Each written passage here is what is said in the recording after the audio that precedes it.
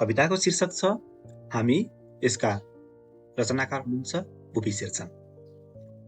हामी जतिसुकै माथि उठौँ, जतिसुकै यताउति दगुरौँ, जतिसुकै ठूलो स्वरमा गर्जौँ, तर हामी फगत पानीको थोपा हौँ, पानीका निर्बलिया थोपा, जो सूर्यद्वारा माथि उचालिन्छौँ र बादल बन्छौँ, हावाको इसारामा यताउति दगुर्छौँ र आफूलाई गतिशील भन्ठान्छौँ, अनि एकचोटि माथि पुगेपछि हामी आफ्नो धरतीलाई बिर्सन्छौँ र आफ्नो धरतीलाई, खोलालाई, बगरलाई उपेक्षापूर्वक पालिएका कुकुर, झ्यालबाट गल्लीका कुकुरहरूलाई हेरेर भोके झैँ हामी भुक्दछौँ र आफ्ना कुकुर भुकाइलाई गर्जन भन्ठान्छौँ, अनि अन्त्यमा एक दिन बर्सेर चकनाचुर हुन्छौँ र फेरि परिणत हुन्छौँ पानीका थोपाहरूमा, निर्बलिया थोपाहरूमा, र कुनै इनार, खाडल वा पोखरीमा कुहिएर बिताउँछौँ बाँकी जीवन, टर्र टर्र टटराउने घिनलाग्दा भ्यागुताहरू पालेर, विष नभएका साँपहरू अँगालेर।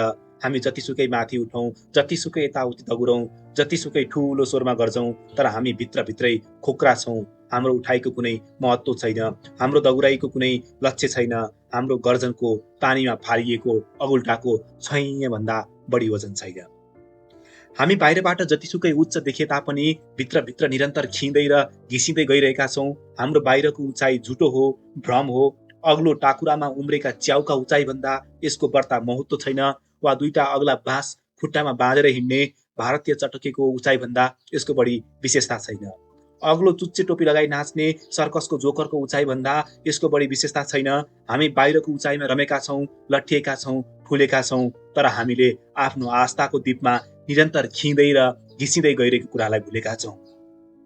हीनताको सानो दीपमा पछारेर हामीले आफ्नो पूर्व स्मृति गुमाइसक्यौँ, हामीले आफ्नो विगत उचाइलाई बिर्सिसक्यौँ, हामीले मानिसको सामान्य उचाइलाई बिर्सिसक्यौँ, हामीले सामान्य मानिसको उचाइलाई बिर्सिसक्यौँ। त्यसैले जब कुनै सामान्य मानिस कथामा वर्णित गुलिभर चाहिँ आइपल्टन्छ हाम्रो आस्थाको दीपमा, हामी छक्क परेर उसलाई हेर्छौँ, हामी उसलाई हेरेर छक्क पर्छौँ। हामीलाई उसको उचाइ देखेर आश्चर्य लाग्छ, हामीलाई आफ्नो पुड्काइ देखेर डर लाग्छ, र त हामी आफ्ना हीन भावनाका सियो जत्रा ससाना हतियार उसमाथि प्रहार गर्छौँ, उसको अङ्ग प्रत्यङ्गमा चढ्छौँ, उफ्रन्छौँ, टोक्छौँ, चिमर्छौँ, र अन्त्यमा थकित भएर तल ओर्लन्छौँ, शान्त हुन्छौँ, समर्पित हुन्छौँ, र कुनै ठुलो चट्टानमाथि उर्लेर समुद्रको छालले तल ओर्लेर त्यसको पाउ पखाले चाहिँ हामी बुझ्न थाल्दछौँ त्यो साधारण मानवलाई महान भनेर।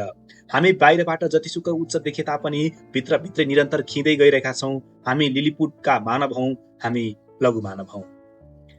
हामी आफू खुसी कहिल्यै मिल्न नसक्ने, कसैले मिलाइदिनु पर्ने, हामी आफू खुसी कहिल्यै छुट्न नसक्ने, कसैले छुट्याइदिनु पर्ने, हामी आफू खुसी कहिल्यै अगाडि बढ्न नसक्ने, कसैले पछाडिबाट हिर्काउनु पर्ने, हिँडाउनु पर्ने।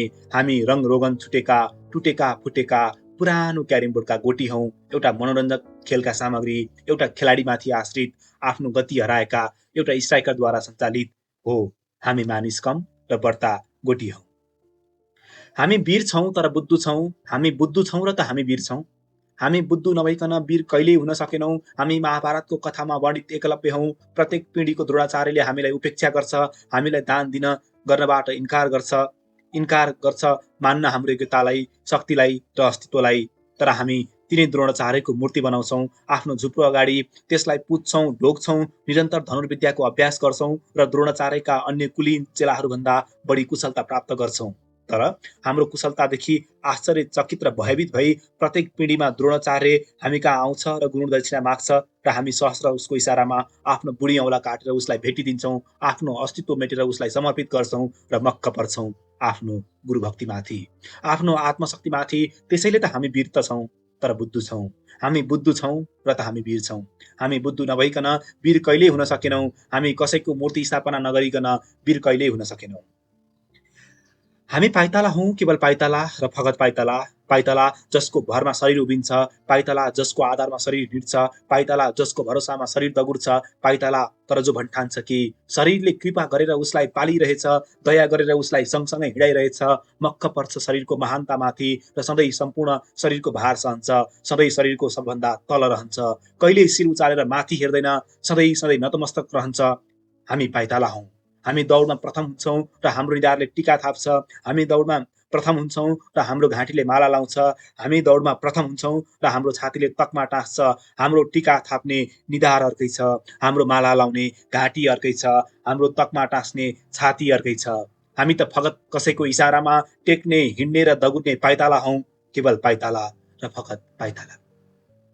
हामी केही पनि होइनौं, हामी केही पनि होइनौं र सायद त्यसैले केही हौं कि, हामी कतै पनि केही पनि छैनौं र सायद त्यसैले कतै केही छौं कि, हामी बाँचिरहेका छैनौं तर सायद त्यसैले पो बाँचेका छौं कि, त्यसैले आओ ए शून्य पूजकहरू, हामी सब मिलेर पूजौं यो शून्यतालाई, हामी सब मिलेर ढोगौं यो रिक्ततालाई, हाम्रो अस्तित्वको यो देवतालाई, हाम्रो अस्तित्वको यो देवतालाई।